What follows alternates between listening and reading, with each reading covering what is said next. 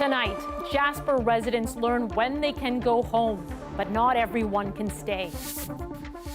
I don't know what to expect, to be honest. 3 weeks after a fire forced thousands out, a re-entry plan and a warning for tourists. A wildfire burns dangerously close to Athens, moving with terrifying speed. Greece's plea for international help. Bringing home the hardware. It's awesome to see all the people that are waiting and cheering.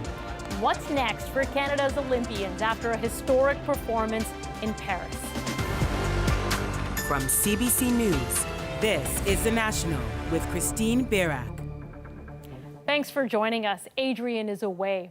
As of this Friday, residents of Jasper, Alberta can finally go home. That highly anticipated news coming 3 weeks after a fast-moving wildfire forced the evacuation of one of Canada's most popular tourist destinations. But for some of those 5,000 residents, there's little to go back to. The wildfire burned through about a third of the town site, and even those with homes still standing face a long road ahead. Today, officials laid out what residents can expect on Friday, but as Madeline Cummings tells us, not everyone is in a rush to go back. After 3 weeks living in a hotel room in Calgary, Clara Adriano is preparing to go back to Jasper. Her house is still standing, but her business is gone. I don't know what to expect, to be honest, to go back there and seeing everything, seeing our friends' houses burned and a lot of establishments that we used to just go to be completely different. Starting Friday, all residents of Jasper will be able to return. The town site will have basic services like policing, 911, an emergency room.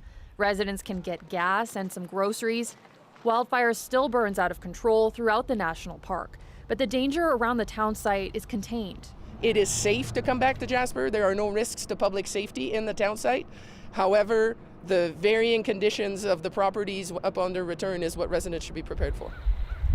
Officials warn even homes that survived the flames may not be livable. Some have smoke or water damage. Others are not yet connected to water or gas.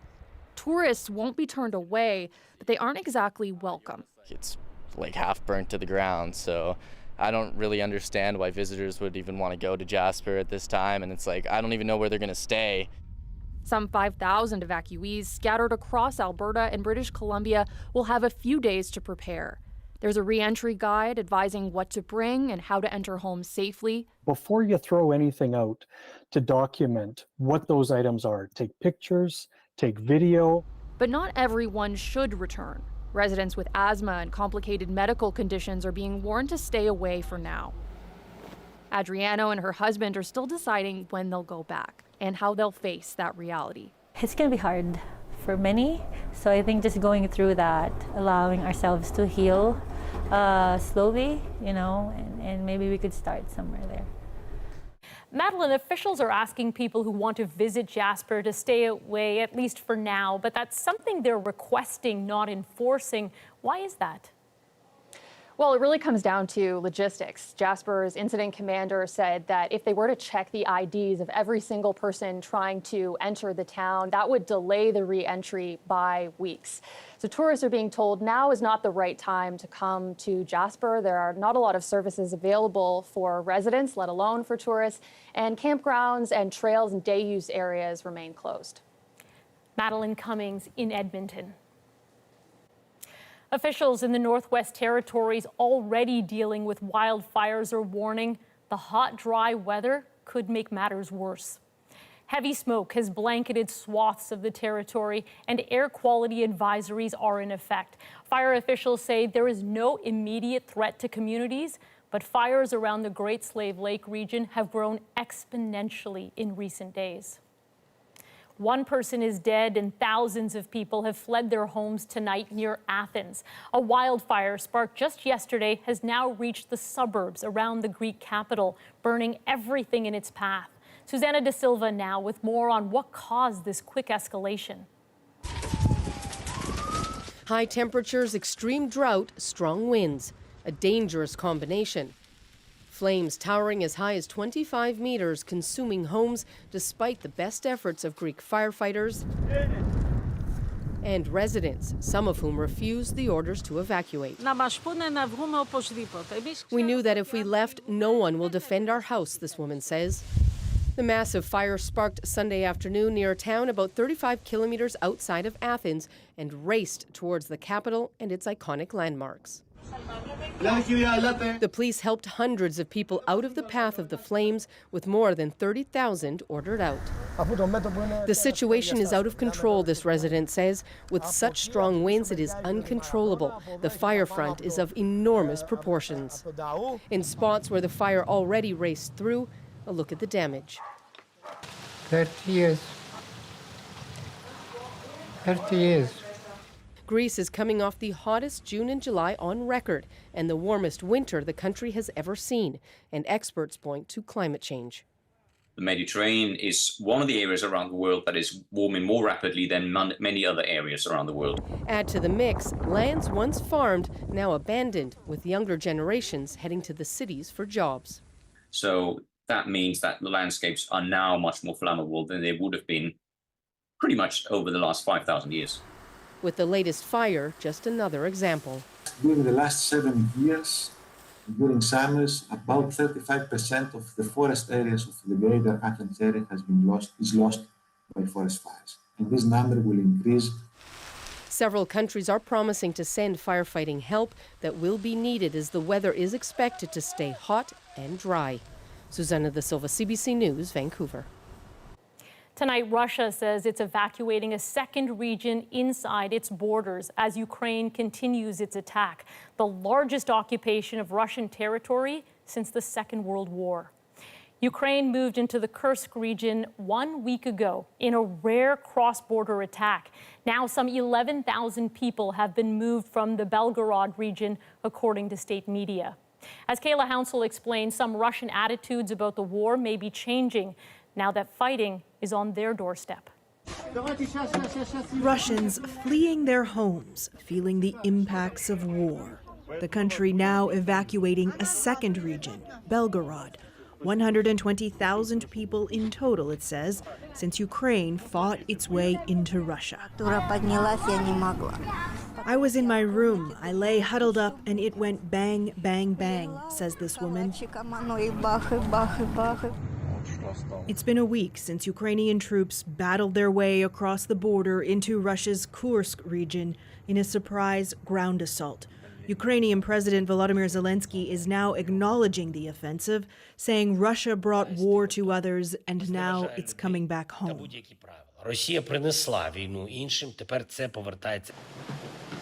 Russian President Vladimir Putin convened a meeting of his security officials, vowing to kick the enemy out. The regional governor says Ukraine is now controlling 28 villages in Russia. Slava Ukraini! Ukrainian forces raising their flags, stomping on Russia's, are believed to be operating more than 30 kilometers inside Russia, the first occupation of Russian territory since the Second World War. I think that that's deeply traumatizing for the Russian psyche. This defense expert says this is a significant moment that could change public opinion of the war inside Russia. And it's very clear from accounts on the ground in Kursk that there's significant anger at the Russian authorities, that they feel abandoned. However, the key question is, does this fundamentally persuade the Kremlin that the war is not worth it or that it has to settle? And I think the answer to that is no. As thousands of Russians arrive in Moscow seeking refuge, analysts say Ukraine has managed to shift the dynamic of the war, but they warn that could change again. Kayla Hounsel, CBC News, London. The U.S. announced it was rushing an aircraft carrier and a guided missile submarine to the Middle East over growing fears about an Iranian attack on Israel. Sasha Petrusik shows us the urgent efforts to de-escalate amid fears of a regional war. A U.S. submarine armed with guided missiles sails toward the Middle East. A naval battle group follows close behind into a region on edge, waiting for an expected attack by Iran, responding to Israel's assassination of top Hamas leader Ismail Haniyeh in Tehran 2 weeks ago. When or how any onslaught comes is unknown. But Israel says its forces stand at peak preparedness. The U.S., too. The president is confident that we have the capability available to us to help defend Israel should it come to that. Nobody wants to see it come to that. Canada is urging citizens to leave the region, especially from Lebanon, home to the Iranian-backed Hezbollah militia. Any Canadians there in Lebanon should be coming home. We see that the risk of escalation is real. The international community is working to prevent it, sending diplomatic signals like the British Prime Minister did in a call to the Iranian president, urging de-escalation, like Washington's unusual announcement of its naval maneuvers. The publicity is intended, hopefully, to deter Iran. But the key strategy to keep the war from widening seems to be to push Israel and Hamas to reach a ceasefire deal, at talks scheduled for this week. Even as Israel continues to bomb Gaza, it says it will send a negotiating team. Israel wants our hostages home while achieving the other goals of the war. Hamas accuses Israel of introducing new demands. It says it won't join this next round of talks, threatening to derail a chance at peace Washington calls make or break. Sasha Petrusik, CBC News, Toronto. Donald Trump is active again on the platform that was once central to his political brand, X, formerly known as Twitter. He's launched a barrage of posts and tonight attempted a live talk with its owner, Elon Musk. Watching it all, Paul Hunter. And Paul, apparently not everything went to plan? Yeah, no, didn't. Then again, very little has gone according to plan in this election season. That said, indeed, after all this time, Donald Trump has returned to Twitter one way or another. In the who knows what's coming next world of this year's U.S. presidential contest, Donald Trump, suddenly behind in the polls, tried something for him new, a high-profile live interview on X, the social platform once known as Twitter. It failed, at least at first. As X owner, the billionaire Elon Musk suggested X had somehow been hacked, though eventually it began with a retelling of the assassination attempt on Trump. It was amazing that I happened to be turned just at that perfect angle.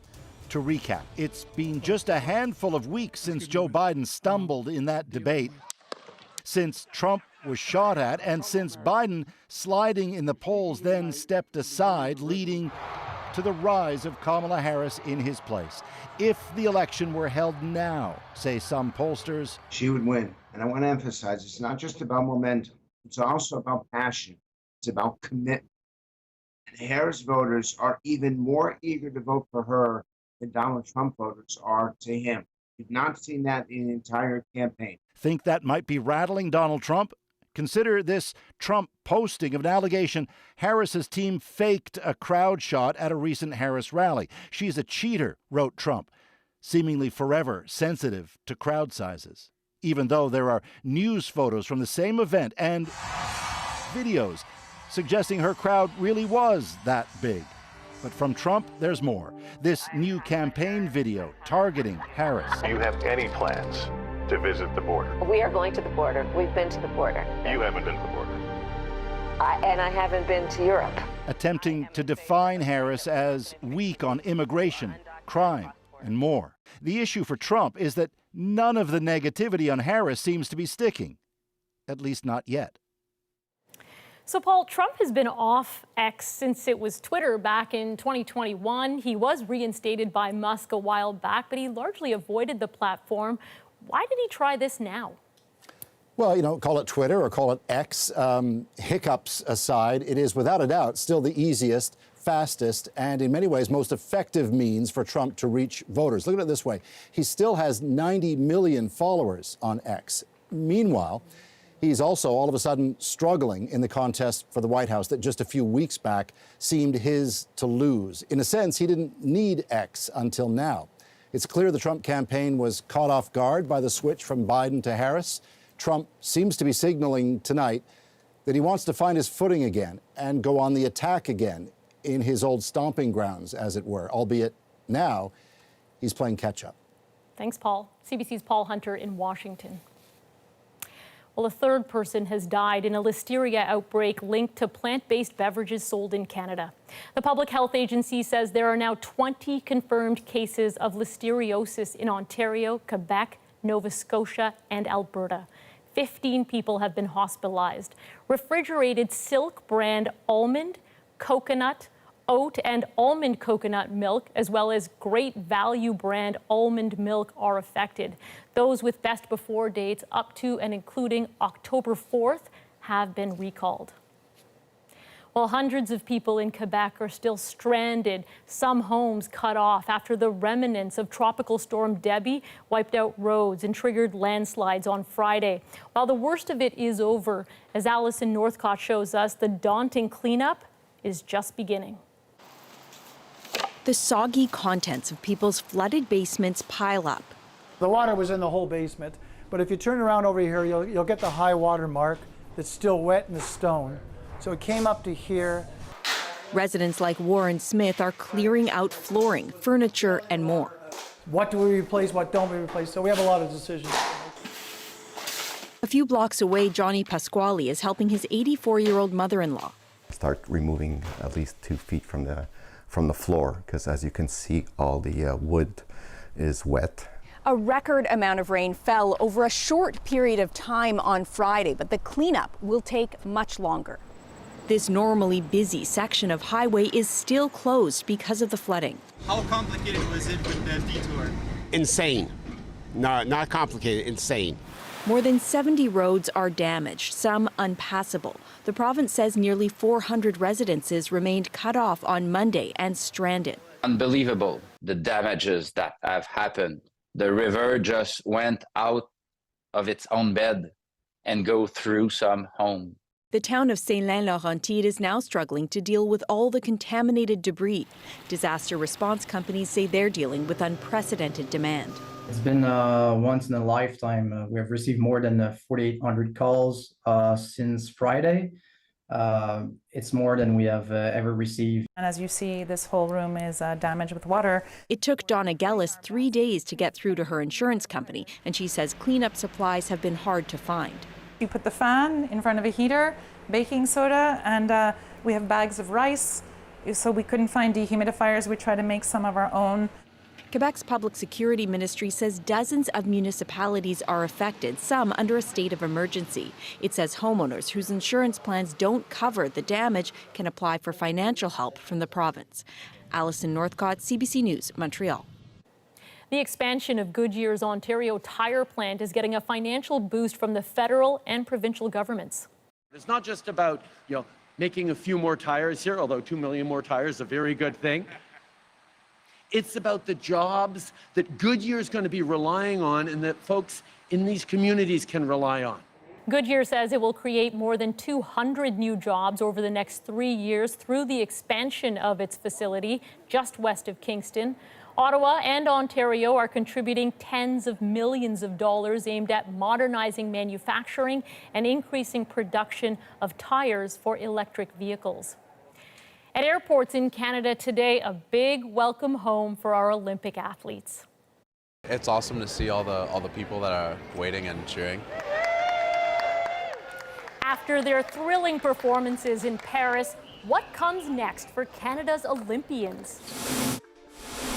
Plus, the four-legged landscapers put to work on Canadian solar farms. Come on, ladies. Their growing role in the booming industry. And the stunning show in the skies above Alberta. It was just so high above my head and just so vibrant colors that were dancing around. It was pretty amazing. We're back in 2.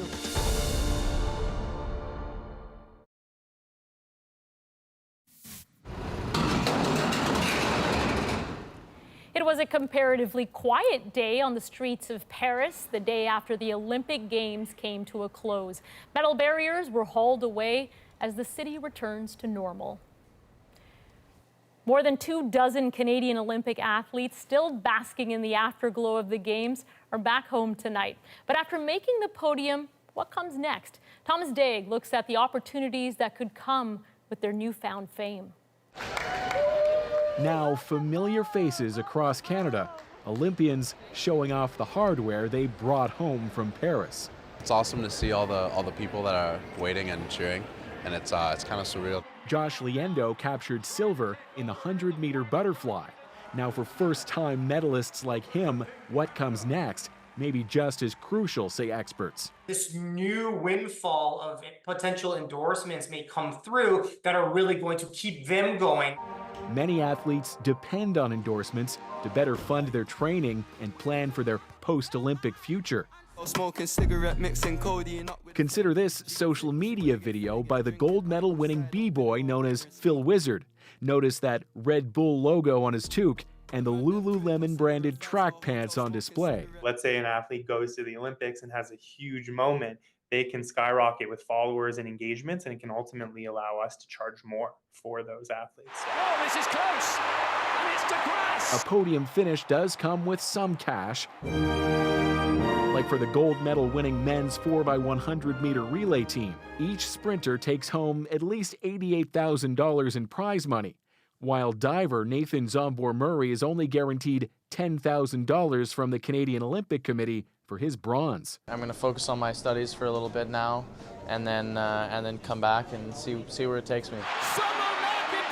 Triple gold medalist Summer McIntosh featured prominently in those Air Canada ads even before Paris. Now it's back to high school for the fall. Just back to usual training that I've been doing and just trying to continue momentum from these past games and kind of learn from it and try to just continue to keep improving and get better.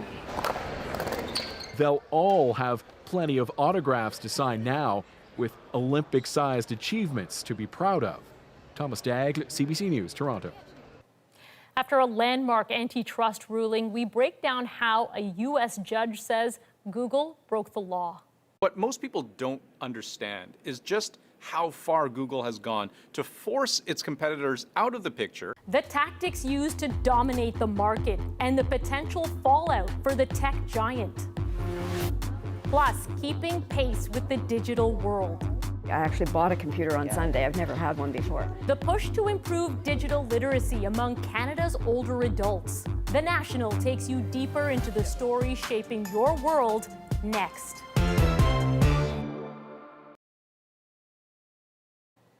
As Alberta's solar industry grows, so does the need for maintenance. Now some farms are getting help from an unlikely source. Kyle Bax shows us the unusual volunteers. Every day, Jana Greer checks in on her animals. About 1,000 sheep spend the summer here at a solar farm east of Calgary. Their job is simple: eat weeds. Most of them are really high in protein. The sheep enjoy consuming them. Keeping vegetation down is important so nothing blocks the blistering sun from reaching the solar panels, numbering more than 100,000 on this site. This summer, Greer is also testing out some other four-legged animals to see how they graze amid the rows of panels. Come on, ladies. They are Kuni pigs, 8 in total, all female. How can we still use this land? And I think there's so many possibilities. The booming solar industry is creating an opportunity for some farmers. Deploying animals reduces the need for chemicals or lawn mowing. There's also plenty of research underway, including how best to grow crops. Some plants can thrive underneath, as the panels provide some shade, block the wind, and increase soil moisture. The data that's coming out is pretty convincing that you can put in solar the correct way and have no loss in yield. And if you are clever about it, you can actually get a fairly substantial increase in yield. The rapid growth of large solar and wind projects has created friction in some rural areas as landscapes change and farmland can disappear. That's one reason why the Alberta government is introducing new rules, including a requirement for agriculture on solar sites in some areas, whether it's grazing animals or growing crops. For Greer, there is room to grow her farming business as more solar fields are built. It's not solar development versus ag. It's coming together to the table to say, how can we both be a benefit and work together? As for these girls, they passed the test. The plan is to have 4 times as many here next summer. Kyle Bax, CBC News, near Strathmore, Alberta. Now let's break down the news shaping our world.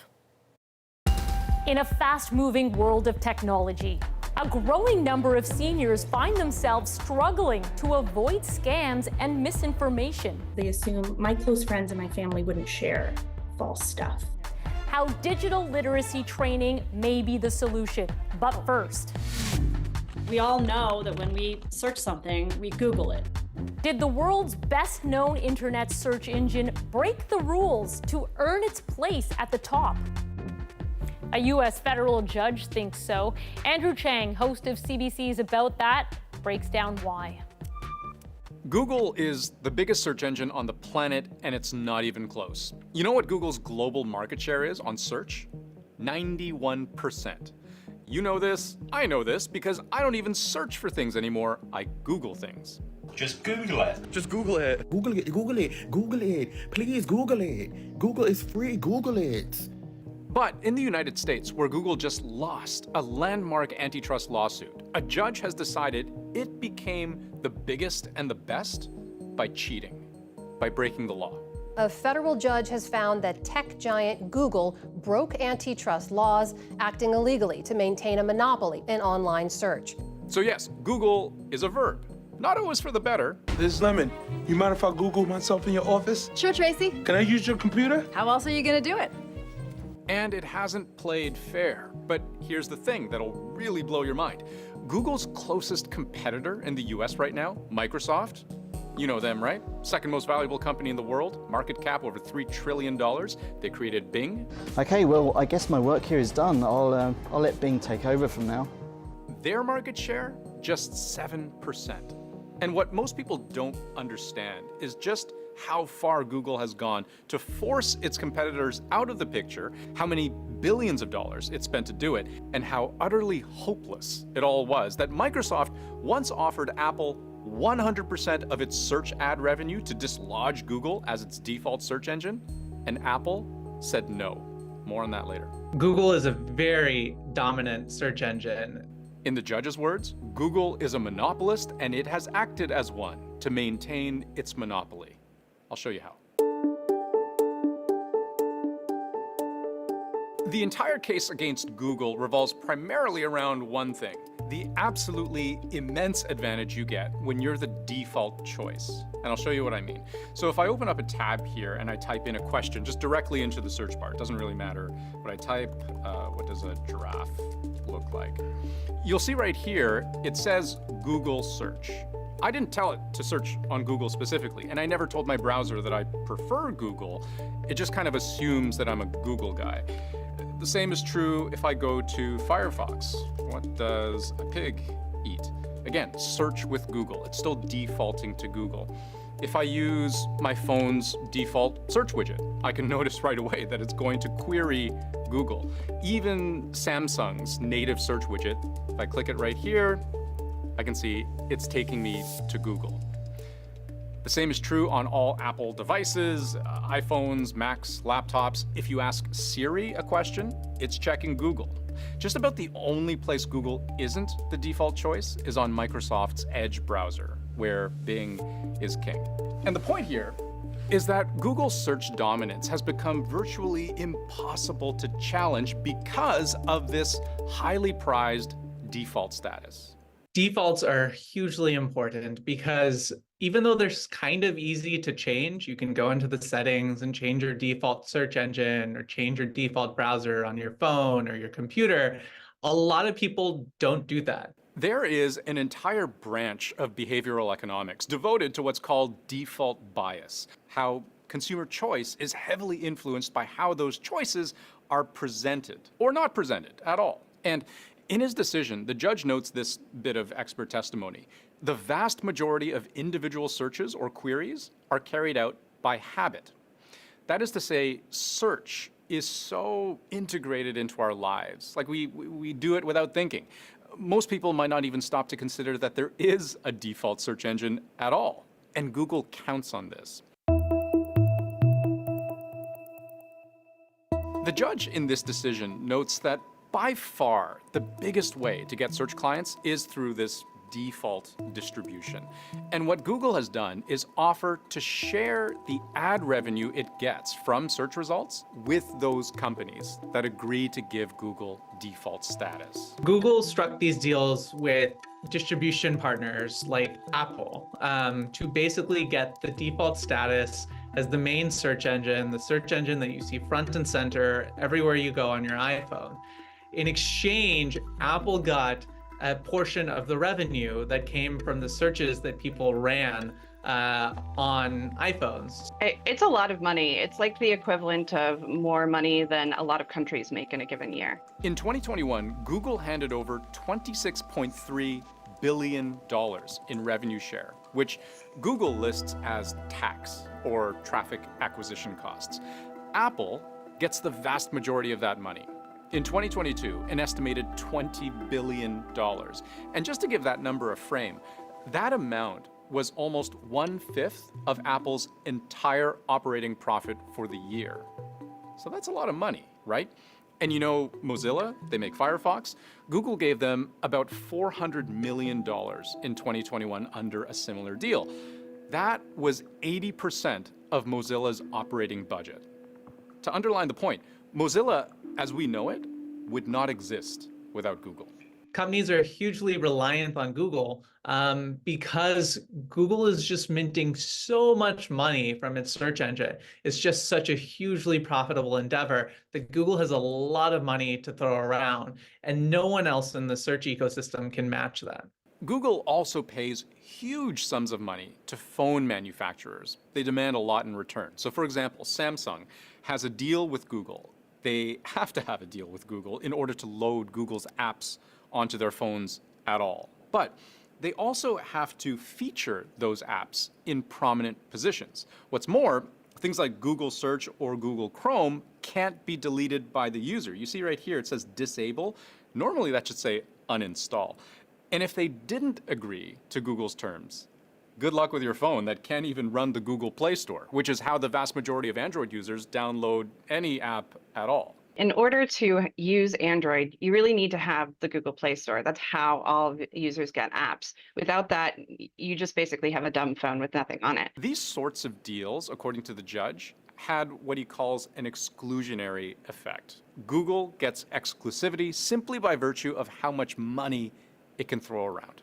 Where Google broke the law in this case, according to the judge, is the contracts, that these contracts were unlawful. But Google had so much money, so much data, so much market share that it could basically will itself onto devices. It's the exclusive nature of this that is really problematic. And the judge said that that has the effect of blocking all of the other search engines from having any opportunity to get the sort of scale and data that they would need to improve their search engine. And what's surprising is how even the richest companies in the world couldn't compete. Here's what really shocked me when I was reading the judge's decision in this case. In 2015, Microsoft actually tried to make a deal with Apple. Give us preferred status, make Bing the default search engine, and we'll give you 90% of all the money we make in search ad revenue. Apple said no. Microsoft then came back with an even more surprising deal. Okay, we'll give you 100% of Bing revenue. Or hell, maybe you guys can just buy Bing from us to make it the default search engine. And Apple still said no. Google is the dominant search engine. It is the thing people recognize. It is the thing people trust. Microsoft tried to make the case that it was in Apple's best long-term interests for Google and Microsoft to be competitive. But from Apple's point of view, even a high percentage, like 100% of a low number, still ends up being a low number. And I'll show you what I mean. It's just basic math. So, you know, I have a blue circle here. Let's say that's Microsoft's search ad revenue. Then I've got a whole bunch of green circles. Let's say that's Google. 100% of these blue circles is still only one circle. But 50% of these green circles, now there's a deal. Google drives insane volume, billions of search queries a day. And even if Google is only sharing, like, let's say, 1/3 of its ad revenue with Apple, no amount of ad revenue from any company could even hope to compare. You have to imagine that Apple figured that if they tried to put Bing on phones, that there would be a lot of people upset because Bing might not work as well as Google in their view, or it just looks like something cheap, like Apple went with the number 2 instead of the number 1. Why would you do that? And here's where Google's monopoly really starts to spin up into overdrive.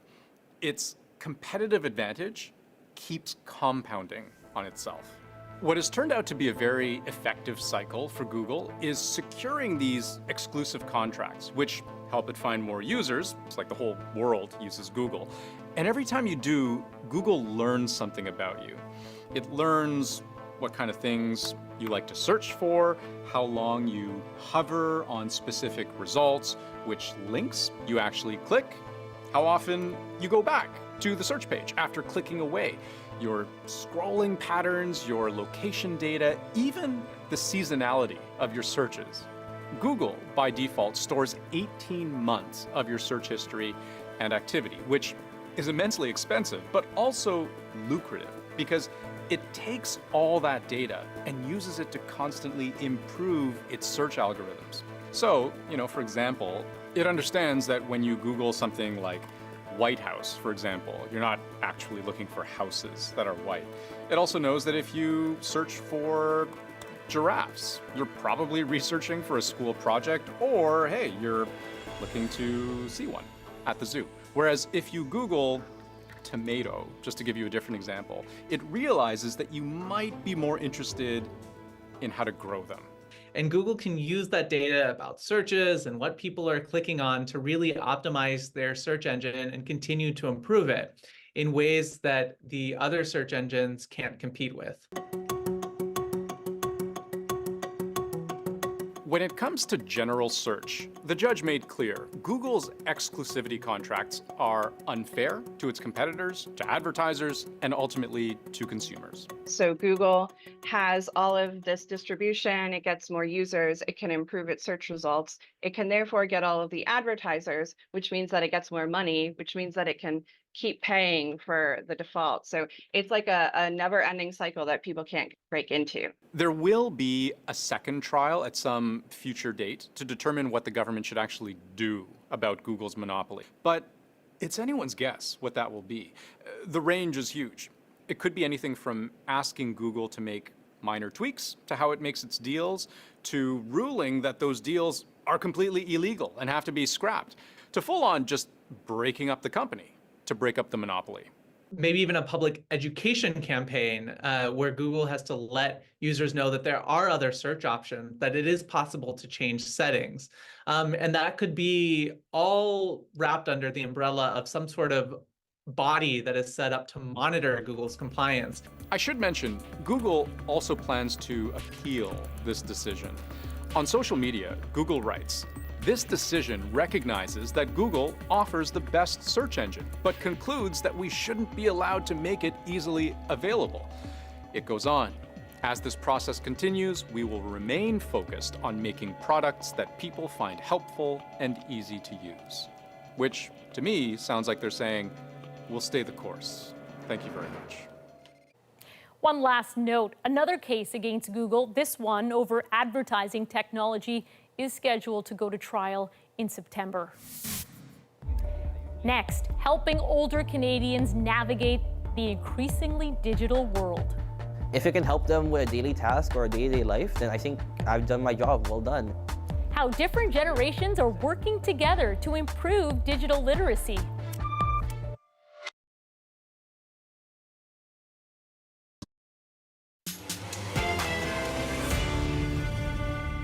A challenging time for seniors living in a digital age. You can't communicate with anybody unless you go online. Trying to navigate a rapidly changing world. People over 65 were twice as likely to visit untrustworthy sites. A solution could be forging a link between boomers and Zoomers. Deanna Sumanak-Johnson checked out a program helping seniors avoid scams and misinformation. I actually bought a computer on Sunday. I've never had one before. Susan Goldstein and Adriel Lomampao have never met before, but they're enjoying their first lesson, where the teen is helping teach the senior how to navigate the digital world more effectively. I would like to know about Zoom. So that's a start. I mean, anything's an improvement over what I know now, which is very, very little. If it can help them with a daily task or a day-to-day life, then I think I've done my job. Well done. Yep. Their pairing is part of Toronto Public Library's program called Seniors eConnect. The feedback that we get is things like, I love being able to learn how to use my tablet better. I like getting to know people. This is our address bar. Programs like this are rising in popularity, along with Canada's growing 65-plus population. According to Statistics Canada, 5 in 10 Canadians over 65 are regularly on social media, while more than 8 in 10 are on the web generally. Being familiar with digital media is more than just useful for staying in touch with family and paying bills online. In the next 18 months, both the U.S. and Canada will head to the polls. Seniors are reliable voters, but may not be as up to speed on misinformation that's rampant online.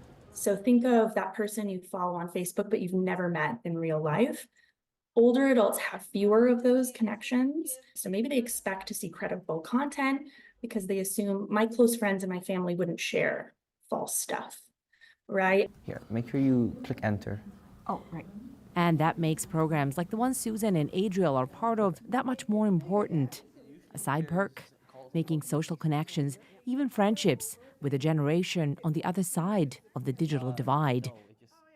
Deanna, I've known older adults in my own life who've fallen for misinformation online. Is there something that makes them more susceptible? Christine, the experts we spoke to have said it's important not to think along the lines of what they call benevolent ageism, that there's something that makes them innately unable to discern right from wrong online. They said that given the right support, older adults can be and want to be just as digitally fluent as anybody younger than them. And one important thing that a lot of experts have said is tech companies need to think of their needs as well, not just make things that are small and brightly colored for people, frankly, a lot younger than I am, but to also think, maybe in terms of bigger font, a bigger device, something that's a little more friendly for an older adult, and to test new devices on 65-plus demographic so they can be more user-friendly for them. All right, Deanna, thanks for this. You're welcome. Coming up, the moment a photographer was treated to a dramatic display of the Northern Lights in Alberta. It's always just amazing to see, no matter how big or little the show is. It's mind-blowing. More of those stunning images captured south of Edmonton after the break. A captivating image taken by Dar Tanner, a photographer from Alberta, giving us a peek into the great unknown. She took pictures late yesterday when the aurora borealis lit up the night sky, and tonight her stunning images are our moment.